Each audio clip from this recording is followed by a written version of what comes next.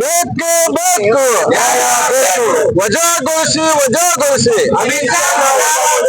ರಾಜೀನಾಮೆ ಪಡೆಯದ ನರೇಂದ್ರ ಮೋದಿಗೆ, ಸಂವಿಧಾನ ವಿರೋಧಿ ಅಮಿತ್ ಶಾಗೆ, ಕೇಂದ್ರ ಬಿಜೆಪಿ ಸರ್ಕಾರಕ್ಕೆ.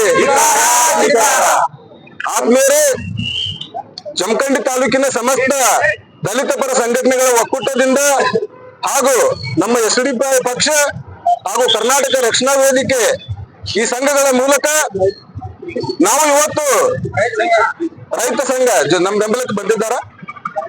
ಈ ಎಲ್ಲ ಸಂಘಟನೆಗಳ ಮೂಲಕ ನಾವು ಜಮಖಂಡಿ ನಗರದ AG ದೇಸಾಯಿ ವೃತ್ತದಲ್ಲಿ ಬೃಹತ್ ಪ್ರತಿಭಟನೆಯನ್ನ ಮಾಡಿ ಇವತ್ತು ಏನು 17/12/2024 ಸಂಸತ್ತಿನಲ್ಲಿ ಎಲ್ಲೋ ಒಂದು ಪಬ್ಲಿಕ್ ಅಲ್ಲ, ಒಂದು ಗುಡಿ ಗುಂಡಾರಲ್ಲ, ಏನೂ ಇಲ್ಲ. ಸಂಸತ್ ಅಂದ್ರೆ ಭಾರತವನ್ನ ಲೀಡ್ ಮಾಡ್ತಕ್ಕಂತ ಒಂದು ವ್ಯವಸ್ಥೆ.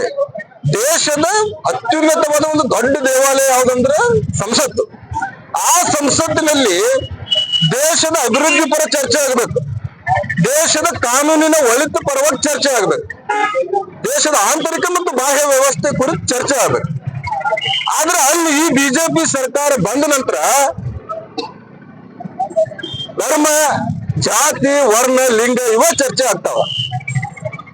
ತಮ್ಗೆಲ್ಲ ಗೊತ್ತಿರುವಂಗೆ ಇದೇ ಬಿಜೆಪಿ ಸರ್ಕಾರ ಬಾಬಾ ಸಾಹೇಬ್ ಅಂಬೇಡ್ಕರ್ ಅವರ ವಿರೋಧಿ ಸರ್ಕಾರ. ಬಾಬಾ ಸಾಹೇಬ್ ಅಂಬೇಡ್ಕರ್ ಅವರ ಸಂವಿಧಾನವನ್ನು ಒಪ್ಪೋದಿಲ್ಲ ಅಂತ ಹೇಳ್ಯಾರ, ಸಂವಿಧಾನ ಪ್ರತಿಯನ್ನ ಸುಟ್ಟಾರ, ಬಾಬಾ ಸಾಹೇಬ್ ರಾಷ್ಟ್ರೀಯ ನಾಯಕರಲ್ಲ ಅಂತ ಓಪನ್ ಸ್ಟೇಟ್ಮೆಂಟ್ ಗಳು ಕೊಡ್ತಾರ. ಅದ್ರ ಮುಂದುವರೆದ ಭಾಗ ಅಮಿತ್ ಶಾ ಏನು ದೇಶದ ಗೌರವಾನ್ವಿತ ಗೃಹ ಮಂತ್ರಿ ಅವ, ಆತನ ಬಾಯಲ್ಲಿ ಅಂಬೇಡ್ಕರ್ ಅಂಬೇಡ್ಕರ್ ಅಂಬೇಡ್ಕರ್ ಅಂತೀರಿ.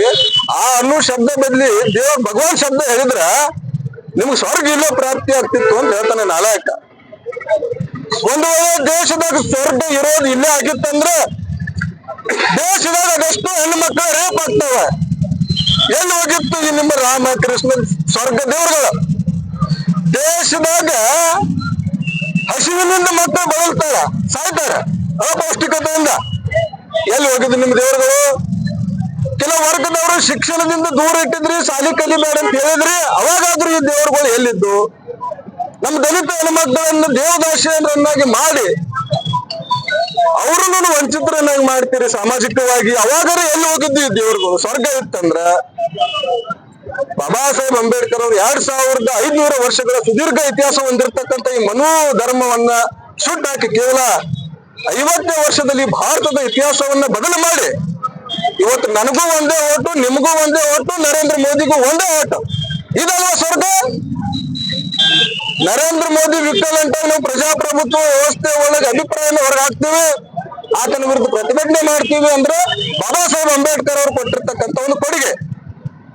ಏನು ಅಮಿತ್ ಶಾ ಏನು ಹೊಸದಾಗಿ ಮಾತನಾಡಿಲ್ಲ, ಆತ ಗಡಿಪಾರಾದ ಒಬ್ಬ ನಾಲಾಯಕ ವ್ಯಕ್ತಿ. ಗುಜರಾತದಿಂದ ಗಡಿಪಾರ ಆಗ್ತಾನ ಗುಂಡಾ ಕಾಯ್ದೆ ಹೇಳಿ ಅವ ಇವತ್ತು ಹೋಮ್ ಮಿನಿಸ್ಟರ್ ಆಗ್ಯಾನ. ಇದು ದೇಶದ ದುರಂತ. ಆತನನ್ನ ನಾವು ಎಲೆಕ್ಟ್ ಮಾಡ್ತೀವಿ ಪ್ರಜಾಪ್ರಭುತ್ವ ವ್ಯವಸ್ಥೆ ಒಳಗೆ, ಅದು ದೊಡ್ಡ ದುರಂತ.